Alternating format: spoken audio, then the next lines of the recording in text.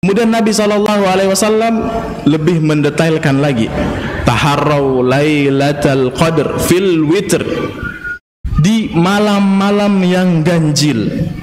Ya, di malam-malam yang ganjil. Kapan itu di malam yang ganjil? Kita nggak tahu juga.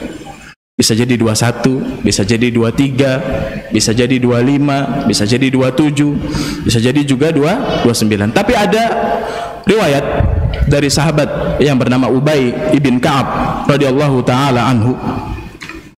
Beliau meriwayatkan bahwasanya Lailatul Qadar itu pasti terjadi di malam ke-27. Siapa sih Ubay ini?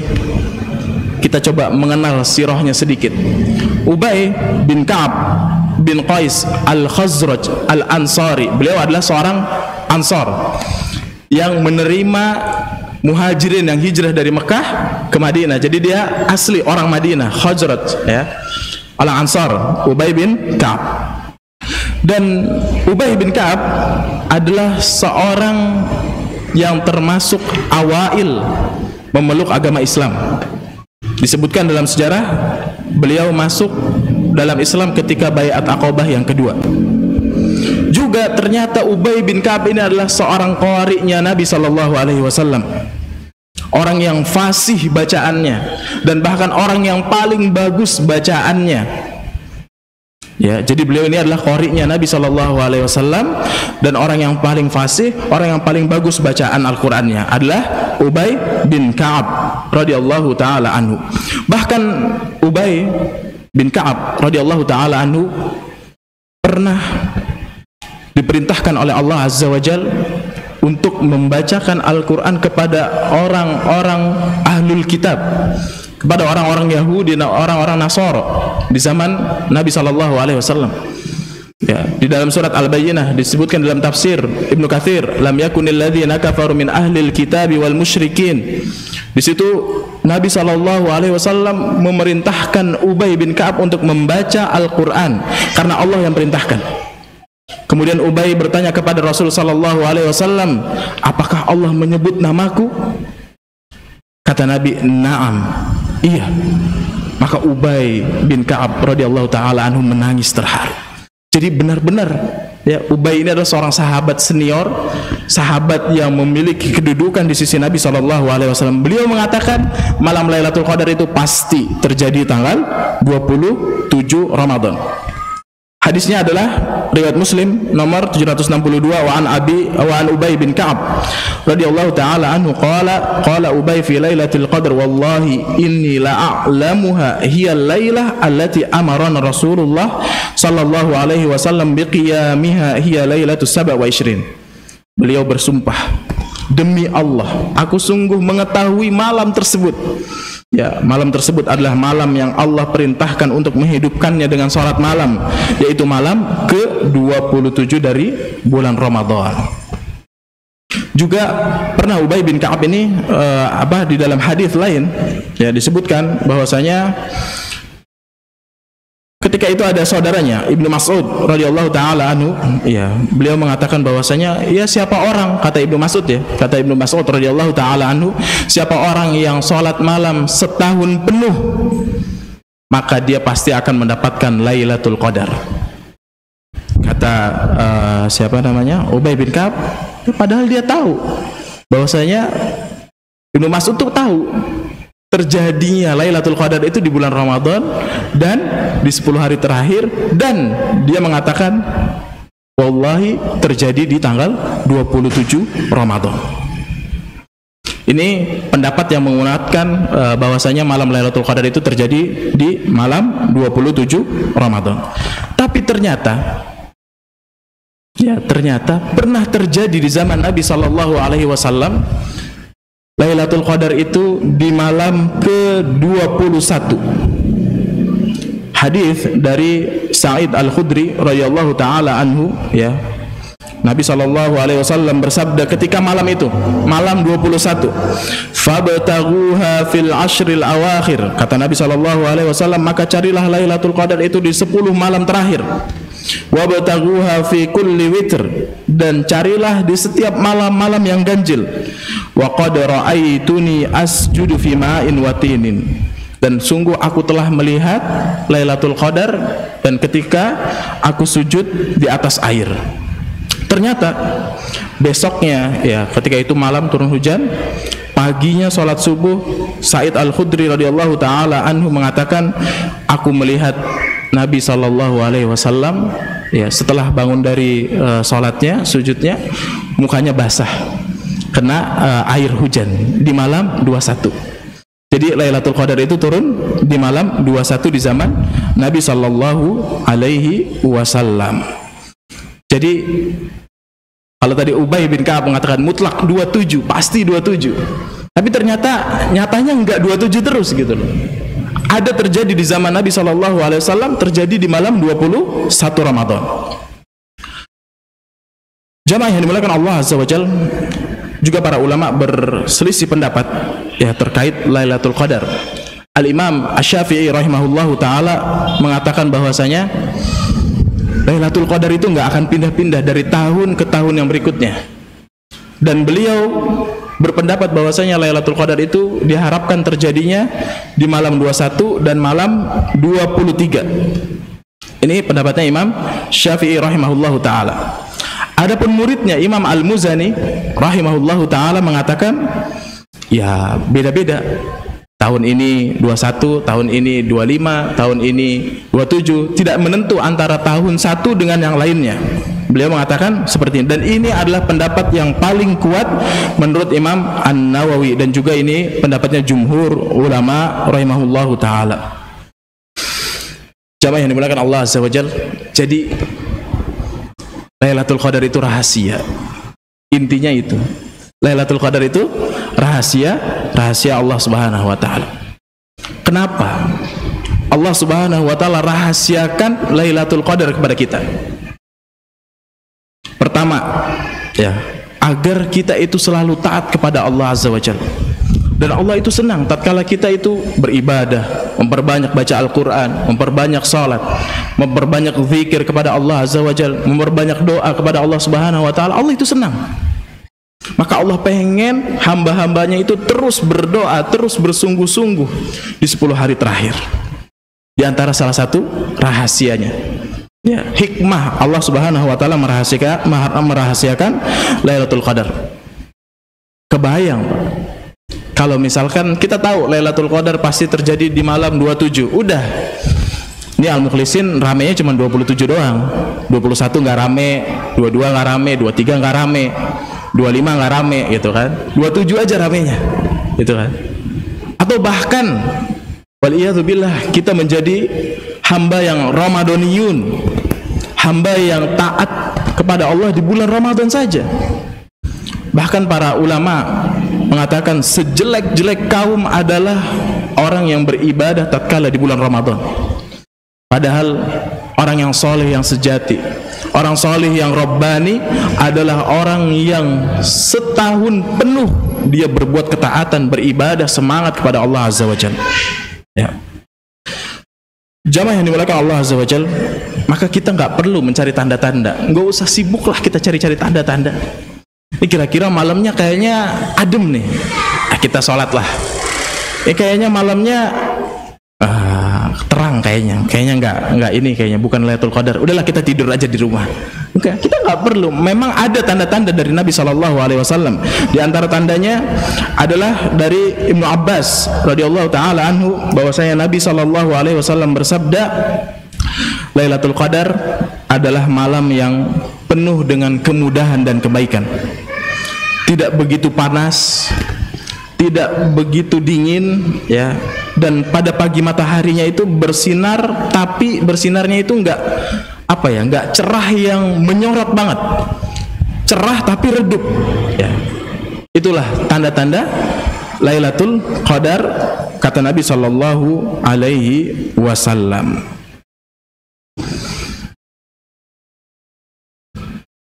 Baik, jamaah yang dimuliakan Allah Azza wa Jalla. Sekarang kita sudah sepakati bahwa Nabi SAW memerintahkan kita untuk mencari berburu Lailatul Qadar itu di 10 hari terakhir. Dan Nabi SAW perintahkan di malam-malam yang ganjil. Sekarang ada pertanyaan, Bisa nggak seseorang itu dapat 2 Lailatul Qadar? Atau patokannya apa Ustadz? Ini kan di Saudi sama Indonesia beda nih. Ini ganjil yang Saudi apa ganjil Indonesia? Kalau ganjil di Saudi berarti genap di sini. Kalau ganjil di sini berarti genap di Saudi. Kira-kira apa jawabannya? Berarti kalau gitu Lailatul Qadar 2 kali dong turunnya. Ada yang tahu jawabannya? Kira-kira jawabannya? Kata Syekh Shalih Al-Munajjid, juga perkataan Syekh Abdullah Jibrin mengatakan bahwasanya takunu lailah wahidah. Lailatul Qadar itu cuma 1 malam. Walau ikhtalafa duhuluha bin nisbatil buldan, meskipun masuknya itu berbeda-beda di setiap negara. Ya, meskipun berbeda-beda setiap negara. Jadi beliau mengatakan bahwasanya Lailatul Qadar itu cuma sekali. Dalam 1 tahun itu cuma 1 kali. Meskipun masuk waktu malamnya itu beda-beda antara negara satu dengan yang negara lain. Ya, misalkan contoh, ketika di negara ini masuk mulai maghrib Lailatul Qadar, kemudian setelah habis di negara lain ternyata ada yang masuk lagi, nggak ada masalah. Kata Syekh Abdullah Jibrin, nggak ada masalah. Bisa jadi malam Lailatul Qadar itu mau makan waktu 20 jam bahkan lebih dari 20 jam. Jadi meskipun berbeda tetap dia satu. Dan malaikat ketika itu turun di negara ini, kemudian turun di negara ini, nggak ada masalah, kata Syekh Shalih Al-Munajjid dan Abdullah Jibrin. Ya. Jadi tetap malam Lailatul Qadar itu 1 dalam satu tahun.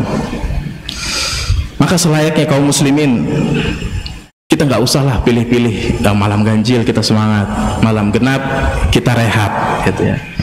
Nggak usah. Kita semangat, pokoknya 10 hari terakhir kita maksimalkan ibadah, perbanyak ibadah, tingkatkan ibadah kita kepada Allah Subhanahu wa Ta'ala. Tapi ternyata hari genap juga bisa menjadi turunnya malam Lailatul Qadar.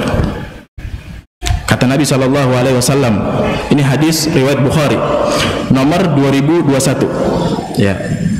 Wa kadzalika rawahu al-Bukhari anna an-nabiyya qala, ya, Nabi SAW bersabda, iltamisuha fil ashril awakhir. Semangatlah kalian, berpegang teguhlah kalian di 10 hari terakhir, ya, min Ramadan, dari bulan Ramadan. Karena bisa jadi Lailatul Qadar, ya, fi tasi'atin tabqa, di hari yang tersisa 9 hari. Kemudian wasabi'atin tabqa, dan di 7 hari yang tersisa, wa fi khamisatin tabqa, dan di 5 hari yang tersisa. Maksudnya adalah kita nggak tahu nih, ya. Kata Nabi SAW, bisa jadi, ya, bisa jadi Lailatul Qadar itu turun di hari yang tersisa 9 hari, atau di 7 hari yang tersisa, atau di 5 hari yang tersisa dari 1 bulan. Kan kita nggak tahu sekarang kira-kira bulan Ramadan ini 29 atau 30. Ya, kata ulama genapkan 30. Maka kalau 30, ya, bulan Ramadan ini 30, 9 hari yang tersisa itu malam keberapa? Coba kita hitung ya. 9 ya. 30, 29, 28, 27, 26, 25, 24, 23, 22. Bisa jadi juga jadi malam 22. Atau kata Nabi SAW, au fi khamisatin tabqa, atau di 5 hari yang tersisa. 5 kita hitung dari 30, kita genapkan 30, karena kita nggak tahu akhir bulan nanti ini 29 apa 30.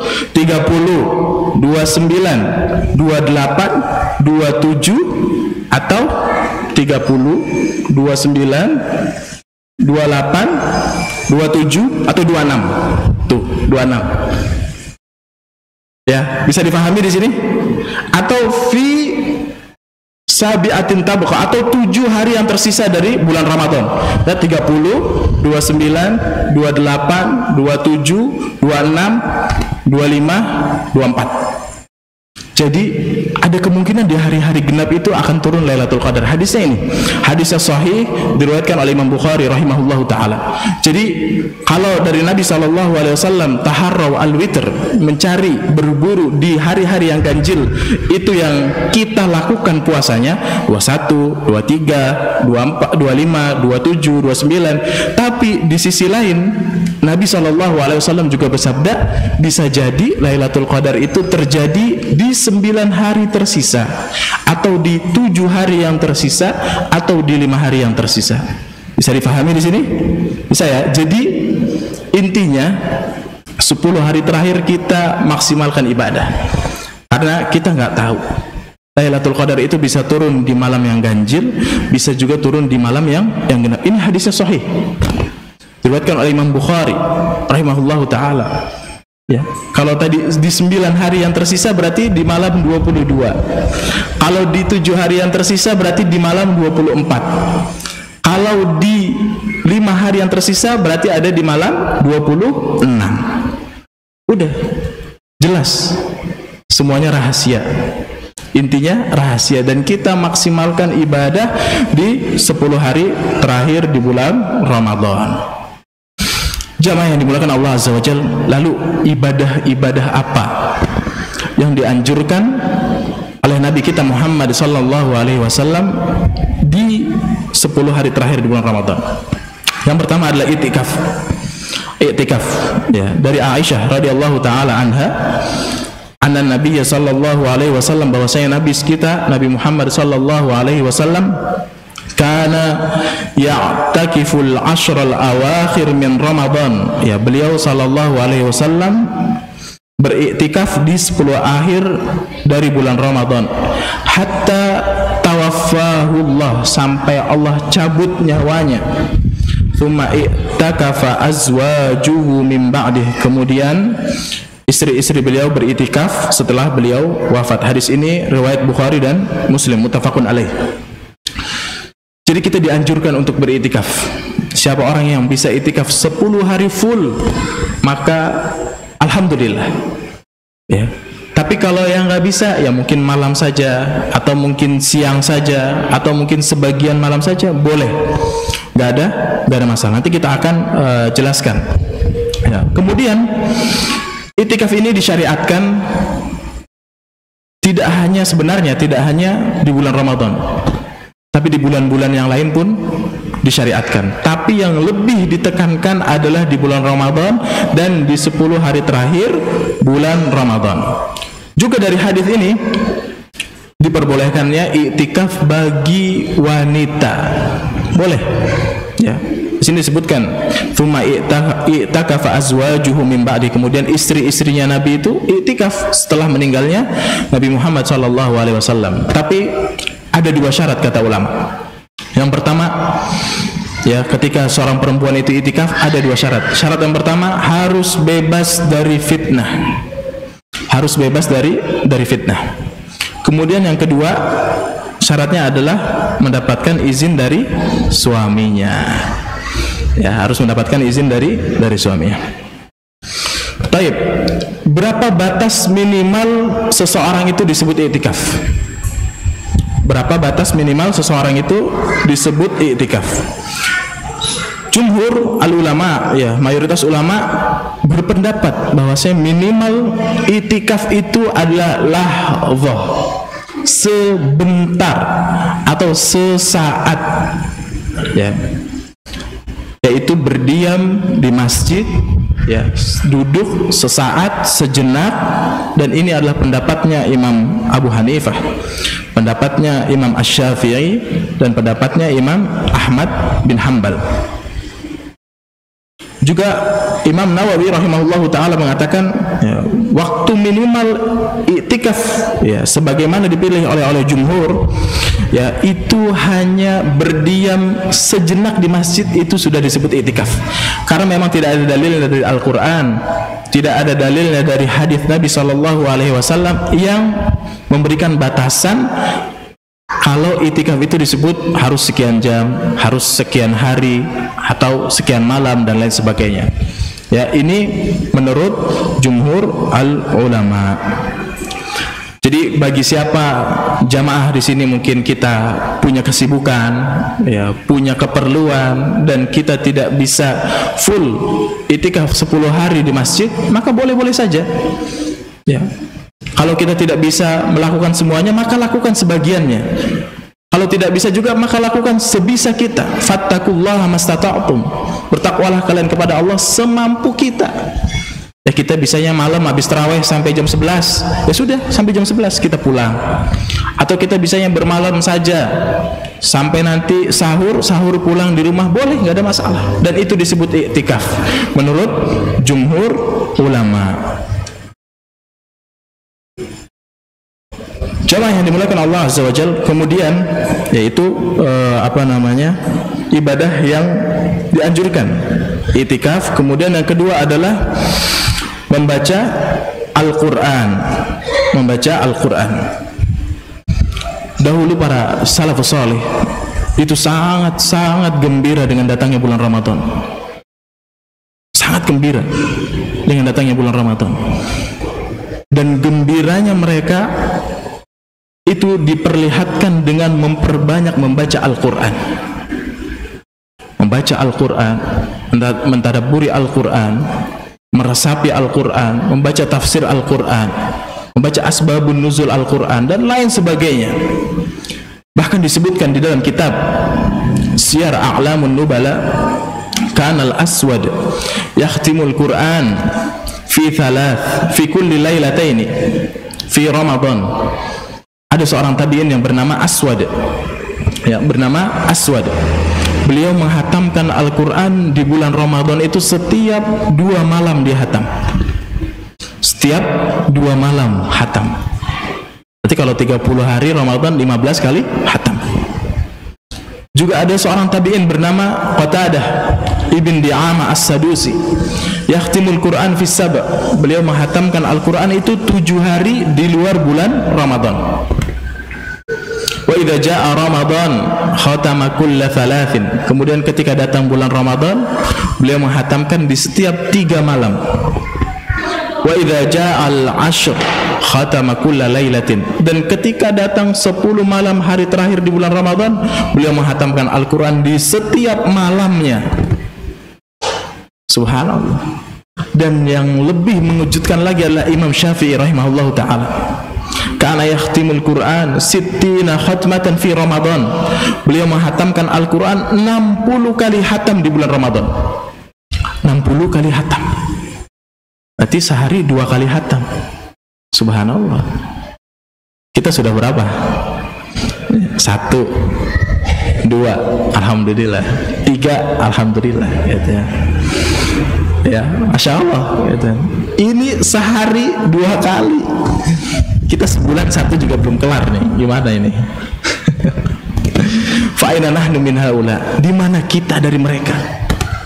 Semangat mereka yang begitu berat. Ya. Masya Allah. Kita jauh dari mereka. Jauh sekali. Semangat kita jauh, keilmuan kita jauh, ya, ibadah kita juga jauh. Ya, semoga Allah mengampuni kita. Dan kita tahu bahwasanya membaca Al-Quran itu pahalanya bukan pahala yang sedikit. Kata Nabi SAW, man qara'a harfan min kitabillah falahu asyru hasanat. Siapa orang yang membaca 1 huruf dari kitabullah, dari Al-Quran, maka dia akan mendapatkan 10 kebaikan. 10 kebaikan. La aqulu alif lam mim harfun. Aku tidak mengatakan alif lam mim itu 1 huruf, tapi alif 1 huruf, lam 1 huruf, dan mim 1 huruf. Jadi tatkala kita mengucapkan alif lam, kita mendapatkan 30 pahala. Ini pahala di luar bulan Ramadan. Bagaimana dengan bulan Ramadan yang Allah lipat gandakan pahala-pahala kita?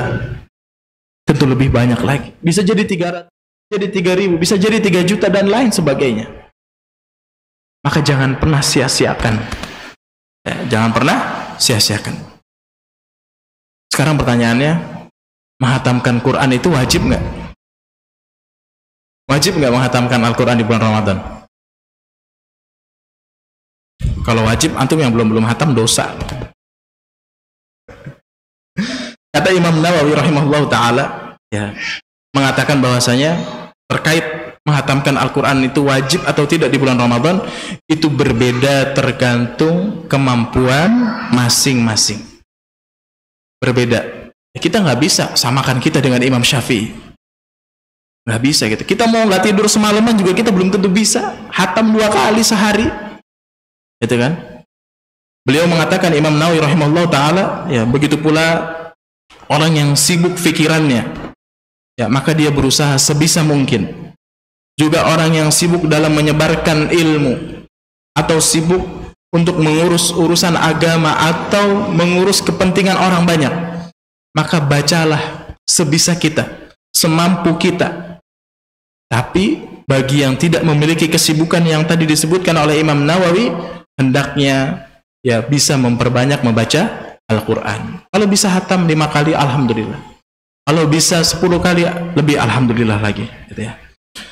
Begitu juga Syekh Shalih Al-Utsaimin rahimahullah ta'ala ditanya, apakah menghatamkan Al-Quran itu wajib? Beliau mengatakan, ya, bagi orang yang berpuasa di bulan Ramadan tidak wajib untuk menghatamkan Al-Quran, tapi sudah sepantasnya, sudah selayaknya, sudah sepatutnya setiap muslim itu di bulan Ramadan memperbanyak membaca Al-Quran. Nabi Muhammad saja membaca Al-Quran dengan malaikat Jibril di bulan Ramadan. Para sahabat saja memperbanyak membaca Al-Quran, ya. Begitu juga tabi'in, tabi'ut tabi'in. Lah kok kita yang nggak tahu pahala kita diterima atau enggak, ibadah kita diterima atau enggak, kita nggak tahu. Kok males-malesan, ya. Maka bersemangatlah di dalam membaca Al-Quran. Kemudian ibadah yang berikutnya yang dianjurkan adalah memperbanyak sedekah di bulan Ramadan. Karena bulan Ramadan adalah bulan yang terbaik untuk berderma. Disebutkan bahwasanya Nabi SAW ajwadun nas, orang yang dermawan. Nabi itu orangnya baik, dermawan. Wa kana ajwad ma yakunu fi Ramadan, dan beliau itu jauh lebih baik lagi, jauh lebih dermawan lagi tatkala bertemu dengan bulan Ramadan sallallahu alaihi wasallam, ya. Bahkan disebutkan, ya, kebaikan Nabi sallallahu alaihi wasallam dalam melakukan kebaikan bagaikan angin yang bertiup, bagaikan angin yang berhembus, saking baiknya, saking dermawannya Nabi sallallahu alaihi wasallam. Ya. Juga Nabi sallallahu alaihi wasallam bersabda, ya, man fattara sha'iman kana lahu mithlu ajrihi ghaira annahu la yanqus min ajri sha'imi syai'an. Siapa orang yang memberi makan orang yang berpuasa, maka baginya pahala seperti orang yang berpuasa, la yanqus min ajri sha'imi syai'an. Tidak akan dikurangi pahala orang yang berpuasa itu sedikit pun. Ya. Maka sering-seringlah berbagi takjil. Sering-seringlah banyak masjid yang bisa kita berikan, ya. Jemaah yang dimuliakan Allah Azza wa Jalla, kadangkala kita merasa sedih gitu, ya. Kita bukan orang kaya. Kadangkala kita merasa iri, gitu, ya. Kita bukan orang yang mampu. Kita bukan orang yang punya banyak harta. Kita mungkin kalau jualan hari-harinya aja cuman cukup buat makan kita, atau gaji kita pas-pasan untuk kebutuhan makan kita, bayar kontrakan, listrik, air, dan lain sebagainya. Tapi ingatlah, jangan pernah bersedih dengan hal itu.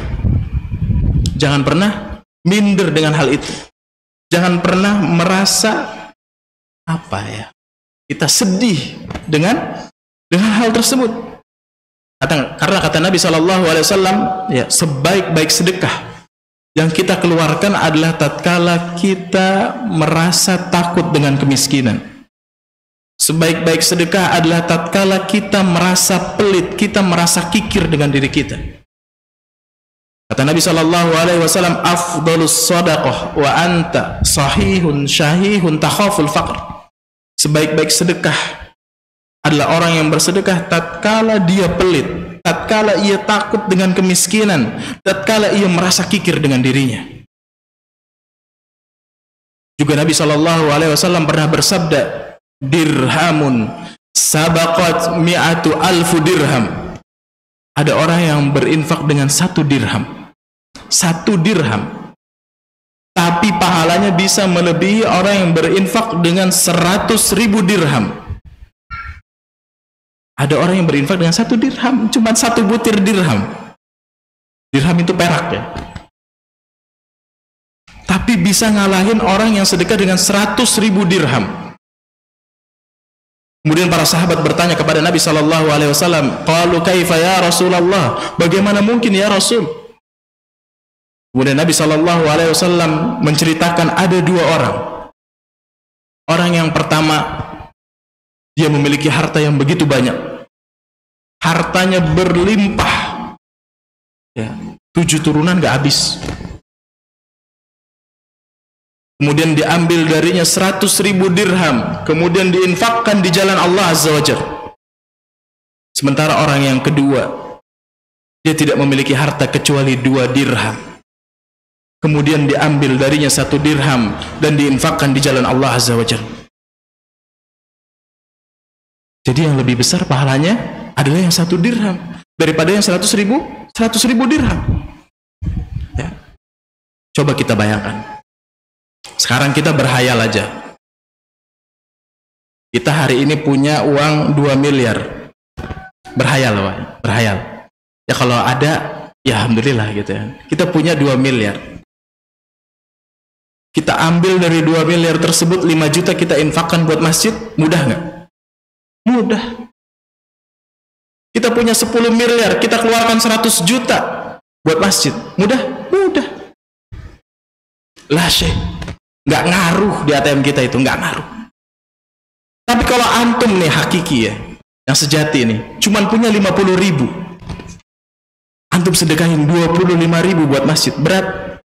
Berat. Ini duit di dompet tinggal 50.000, di ATM udah nggak ada, tinggal di dompet 50.000. Di rumah nggak ada makanan, anak belum makan, istri belum makan. Kira-kira beratnya? Berat buat antum. Maka di saat kita berat mengeluarkan harta kita, disitulah Allah Azza wa Jalla lipat gandakan pahala kita. Jadi yang dinilai itu bukan nominalnya, tapi juhud kita, perjuangan kita, rasa berat yang kita keluarkan. Maka jangan pernah remehkan sedekah-sedekah yang pernah kita keluarkan. Jamaah yang dimuliakan Allah Subhanahu wa taala. Ya, sekecil apapun yang kita keluarkan, itu insya Allah bernilai di sisi Allah Azza wa Jalla.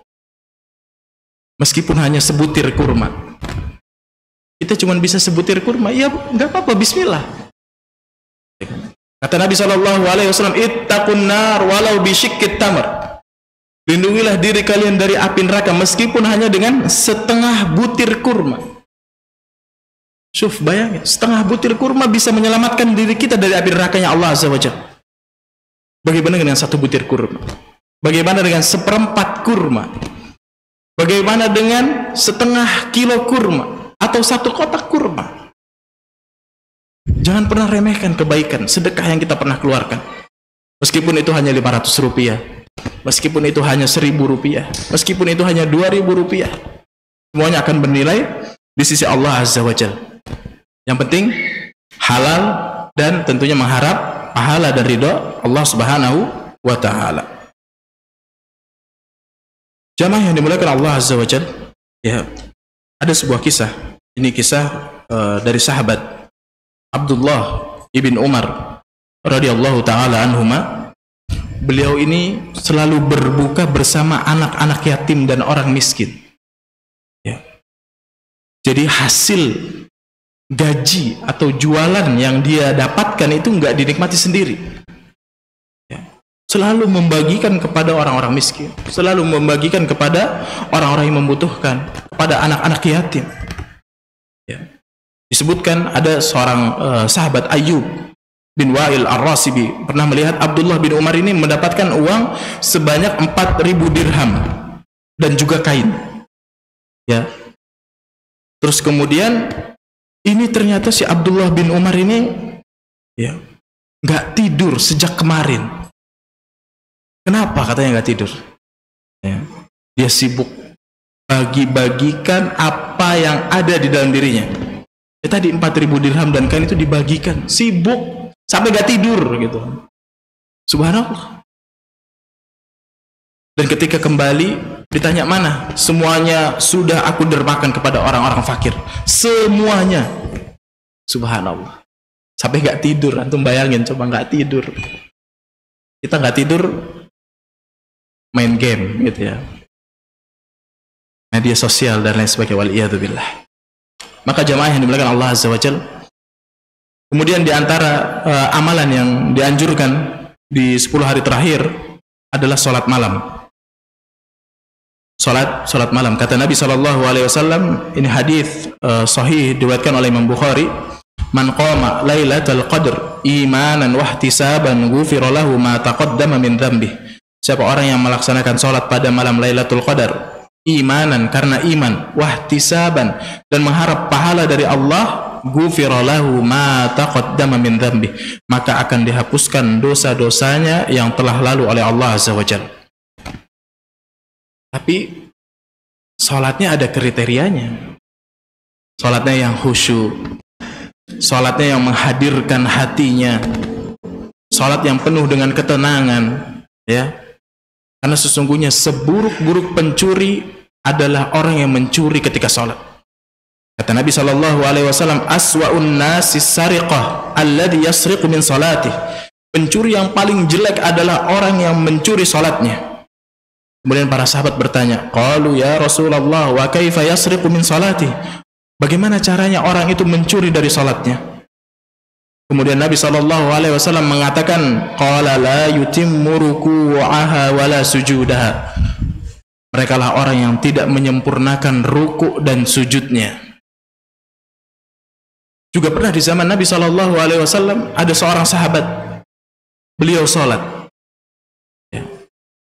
Tentu sholatnya terburu-buru, tergesa-gesa. Setelah selesai sholat, Nabi SAW katakan kepadanya, irji fa innaka lam tusalli. Ulangi salatmu karena sesungguhnya engkau belum salat. Kemudian sahabat ini mengulangi salatnya yang kedua kalinya. Dan setelah selesai salat, Nabi SAW katakan kepada irji fa innaka lam tusalli. Ulangi salatmu karena sesungguhnya engkau belum salat. Kemudian sahabat ini mengulangi salatnya yang ketiga kalinya. Dan setelah selesai salat, Nabi SAW tetap katakan irji fa innaka lam tusalli. Ulangi salatmu karena sesungguhnya engkau belum salat. Enggak diterima salatnya. Mau sebanyak apapun salatnya, kalau tidak khusyuk, tergesa-gesa, terburu-buru, enggak diterima sama Allah Azza wa Jalla. Seburuk-buruk pencuri di sisi Allah Azza wa Jalla. Maka di sini salatnya nyaman insyaallah. Qiyamul lail, sama Ustaz Abror insyaallah. Bisa salat malam, qiyamul lail, ramaikan masjid, ya. Jamaah yang dimuliakan Allah Azza wa Jalla, Imam Syafi'i dan Imam Hambali juga jumhurul ulama mengatakan bahwasanya tumakninah itu adalah rukun di dalam salat. Jadi wajib ada tumakninah di dalam salat kita. Wajib. Karena itu rukun. Ya, harus ada. Ketika tidak ada tumakninah di dalam salat kita, maka tidak bernilai di sisi Allah Azza wa Jalla. Coba kita lihat Nabi kita Muhammad SAW ketika salat malam, ketika qiyamul lail, ketika tahajud, disebutkan hatta intafakhat qadamah, sampai kakinya itu bengkak, sampai kakinya itu pecah-pecah, sampai kakinya itu berdarah SAW. Kita nunggu imam mau ruku baru kita gabung sholat, gitu. Nunggu gitu ya. Terus kemudian baru 4 rakaat cabut, dah capek.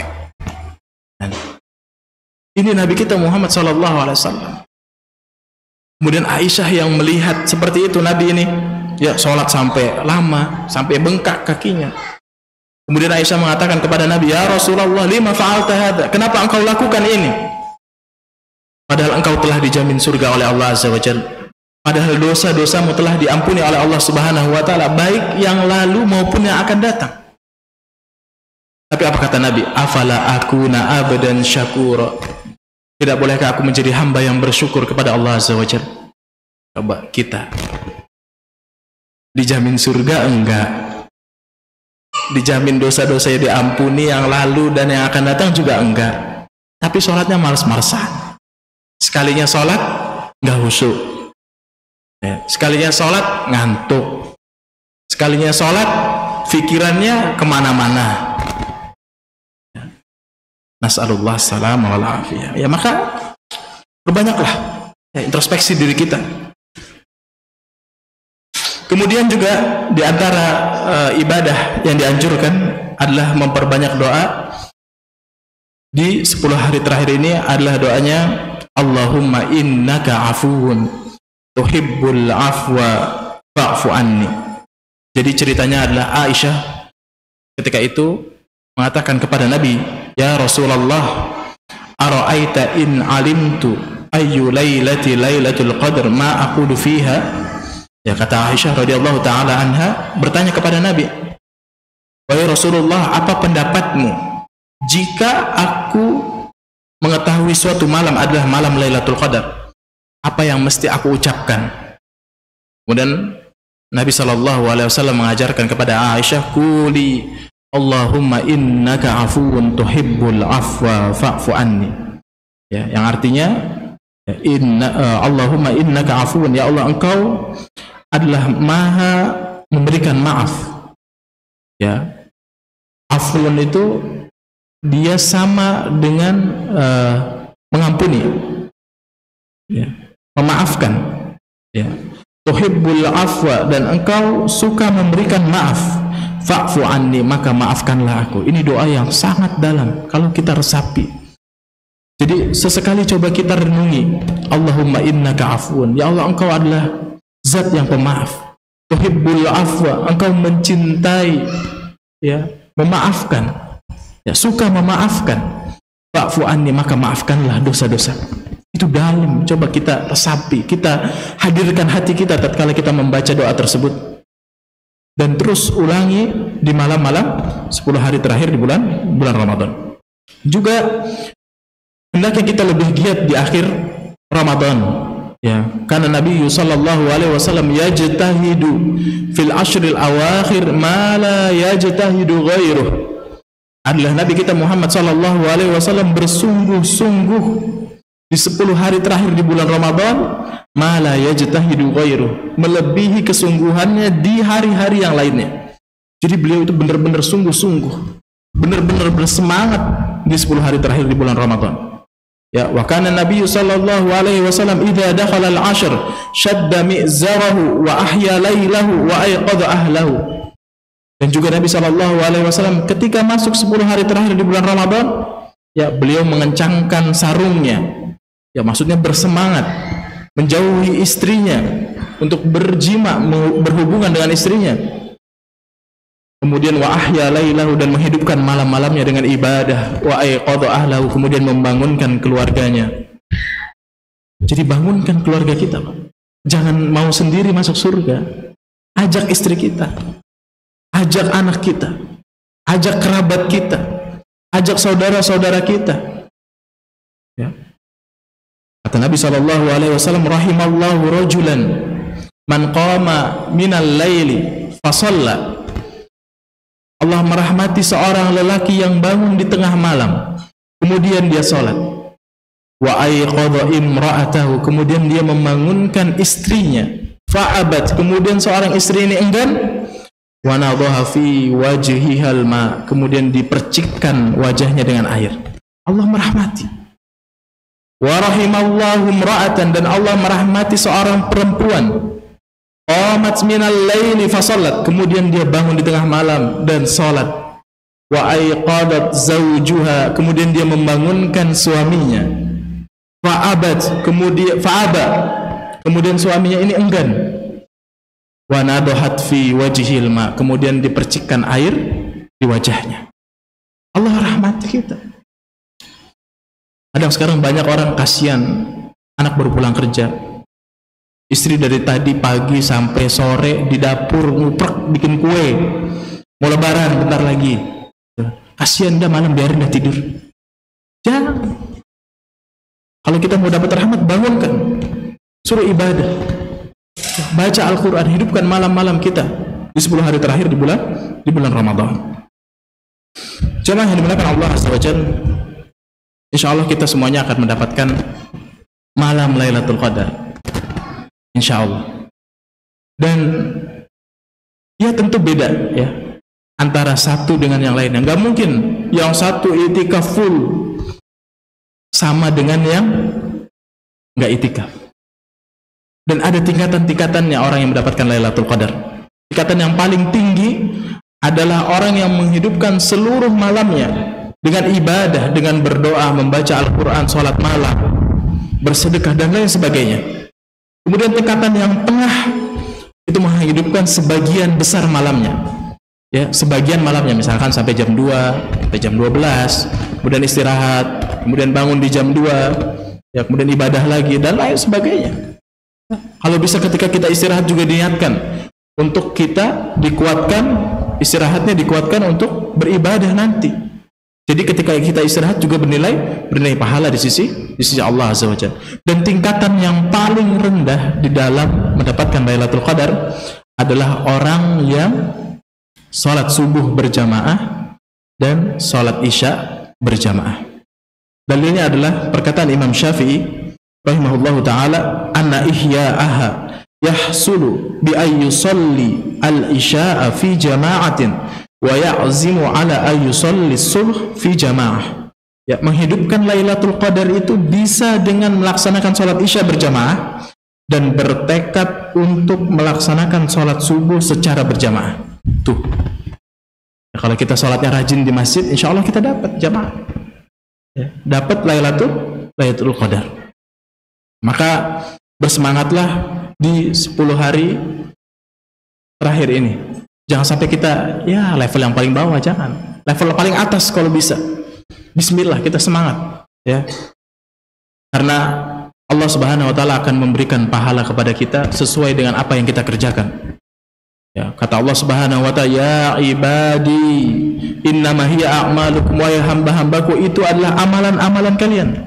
Uhsiha lakum, aku hanya mencatat, aku hanya mengumpulkan amalan-amalan kalian. Tsumma uwaffikum iyyaha, kemudian aku balas amalan-amalan tersebut. Faman wajada khairan falyahmadillah, barang siapa yang mendapatkan kebaikan di dalam catatannya maka berbahagialah, bersyukurlah, pujilah Allah Azza wa Jalla. Wa man wajada ghaira dzalik fala yalumanna illa nafsah, dan barang siapa yang mendapatkan keburukan, tidak mendapatkan kebaikan, maka jangan mencela kecuali mencela dirinya sendiri. Ya. Jamaah yang dimuliakan Allah Azza wa Jalla. Sekarang kita beranalogi. Kalau misalkan ada tawaran, antum kerja 1 bulan full, pagi, siang, sore, malam, non-stop, tapi antum dapat gaji full 2 tahun. Kira-kira antum semangat gak? Kerja sebulan, gaji antum 2 tahun diturunin full. Kira-kira antum semangat gak? Semangat, pasti, nggak nolak. Lu kerjanya sebulan dapat gaji 2 tahun, insya Allah nggak ada yang nolak, semuanya mau.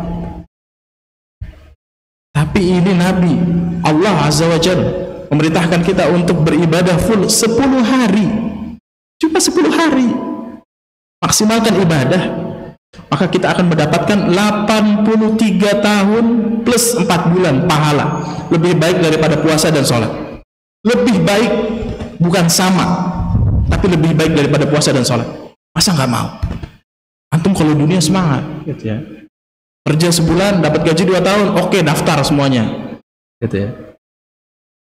Tapi disuruh ibadah 10 hari di terakhir aja ogah-ogahan, nantilah witir aja nanti genap, ganjil gitu ya, malam ganjil aja, malam genap nanti aja udah ya. Nasallallahu salama wal afiyah. Maka hasibu anfusakum ya, introspeksi diri kita, hisablah diri kita sebelum nanti Allah hisab kita di akhirat. Semoga Allah Azza wa Jalla memberikan kemudahan kita untuk menghidupkan malam-malam di 10 hari terakhir di bulan Ramadan. Wallahu ta'ala a'lam.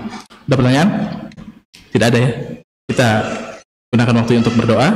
Semoga yang sedikit ini bisa menjadi motivasi buat kita, juga menjadi semangat buat kita semuanya sampai akhir nanti. Wallahu taala alam. Subhanakallahumma bihamdika asyhadu an la ilaha illa anta astaghfiruka wa atubu ilaik.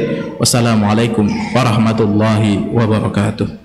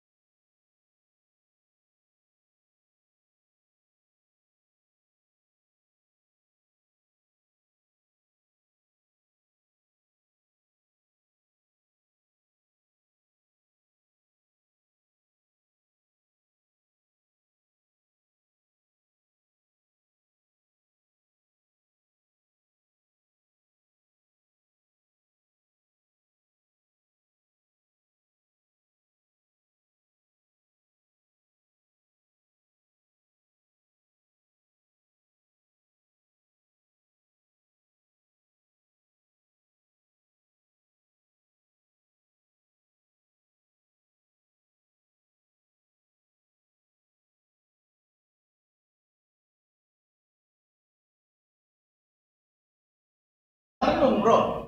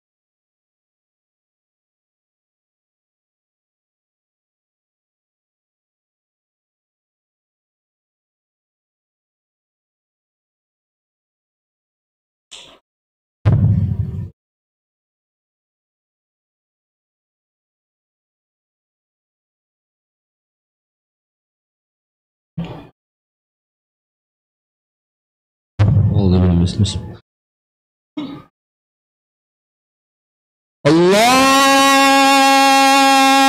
Akbar, Allahu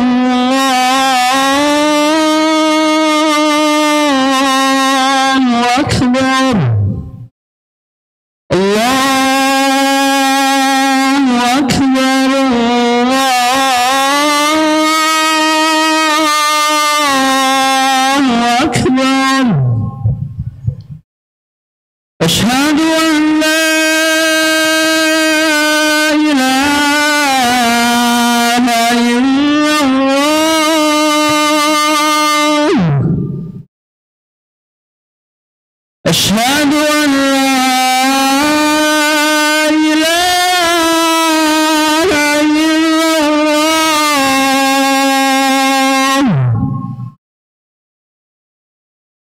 أشهد أن محمد رسول الله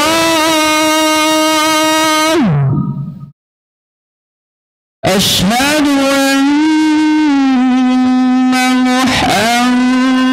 محمد رسول الله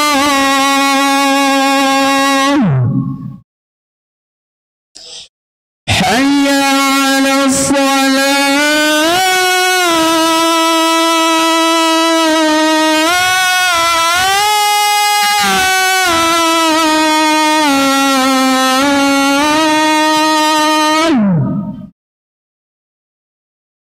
حي على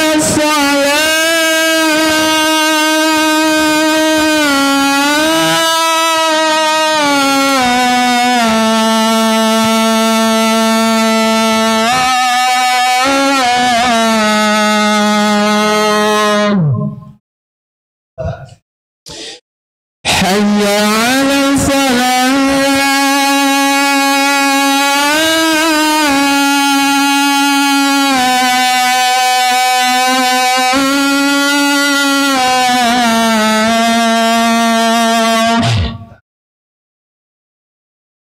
حي على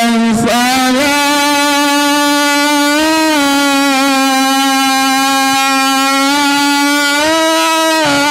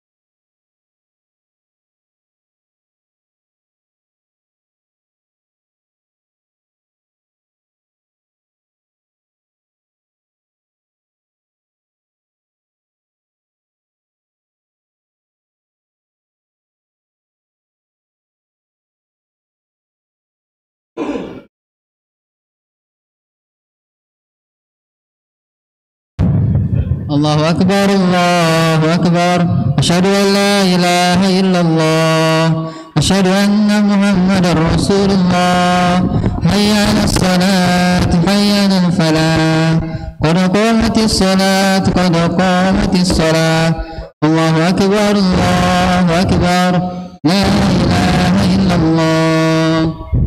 Istau wa'tadil. Diluruskan dan dirapatkan.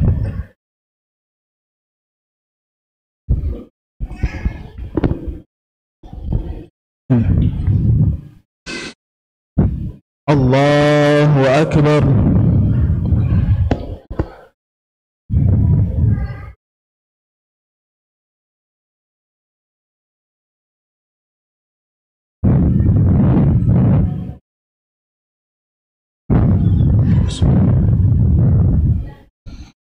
Alhamdulillahi Rabbil Alamin Ar-Rahmanir Rahim Maliki Yawmiddin Iyyaka na'budu wa iyyaka nasta'in Ihdinas siratal mustaqim Siratal ladzina an'amta 'alaihim ghairil maghdubi 'alaihim waladdallin.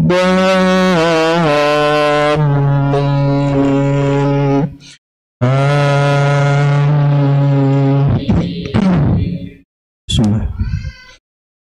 Idza jaa nasrullahi wal fath ورأيت الناس يدخلون في دين الله أفواجا فسبح بحمد ربك واستغفره إنه كان توابا. الله أكبر.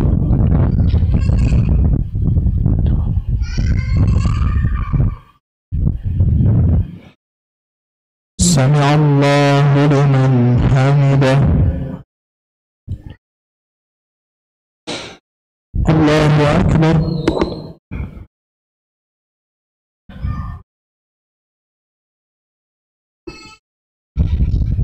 الله أكبر.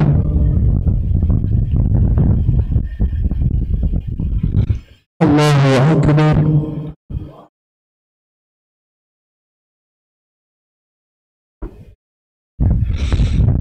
الله أكبر. بسم الله. الحمد لله رب العالمين الرحمن الرحيم مالك يوم الدين إياك نعبد وإياك نستعين اهدنا الصراط المستقيم صراط الذين أنعمت عليهم غير المغضوب عليهم ولا الضالين.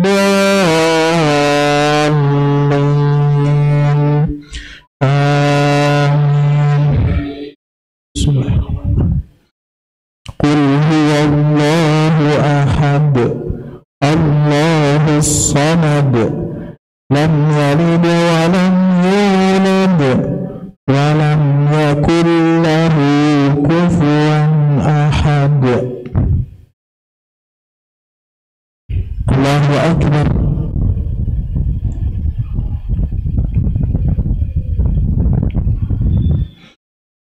سمع الله لمن حمده.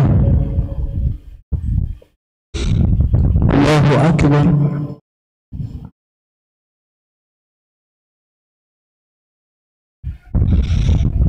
الله أكبر. الله أكبر.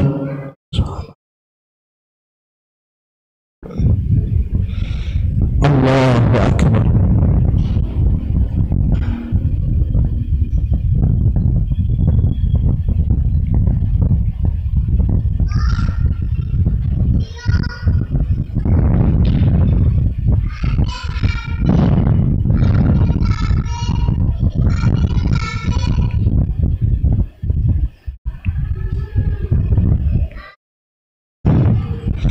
الله أكبر.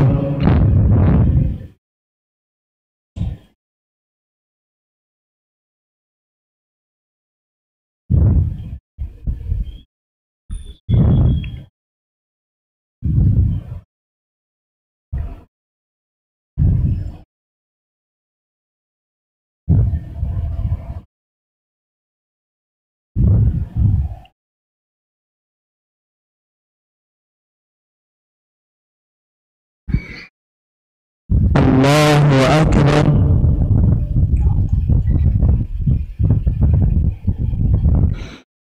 سمع الله لمن حمده الله أكبر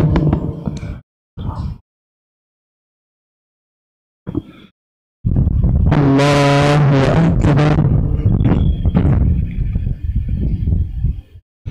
الله أكبر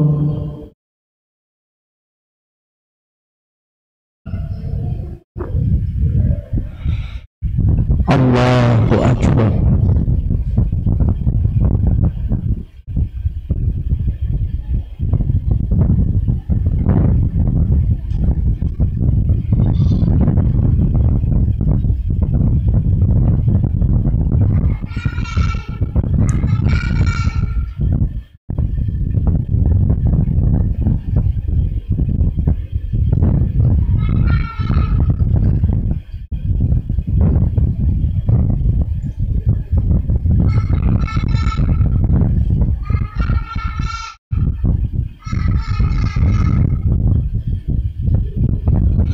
Assalamualaikum warahmatullahi wabarakatuh. Assalamualaikum warahmatullahi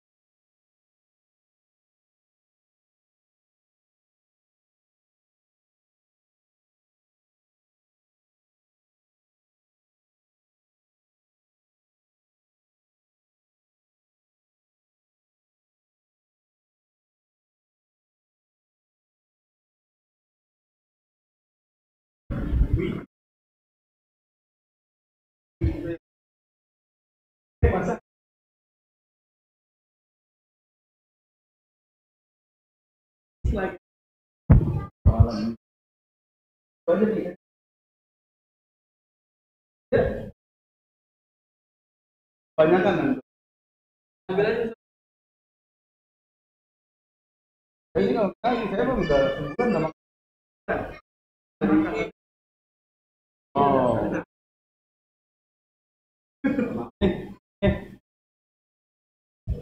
Banyak amat.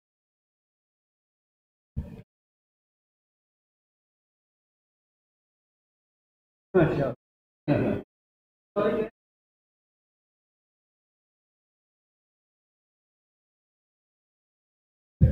Ini masak ente apa bini? Oh.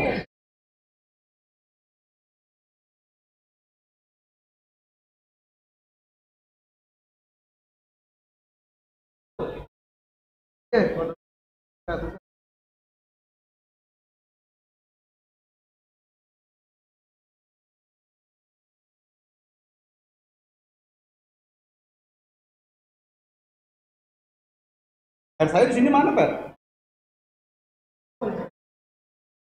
Air botol. Oh, udah dibuang ya?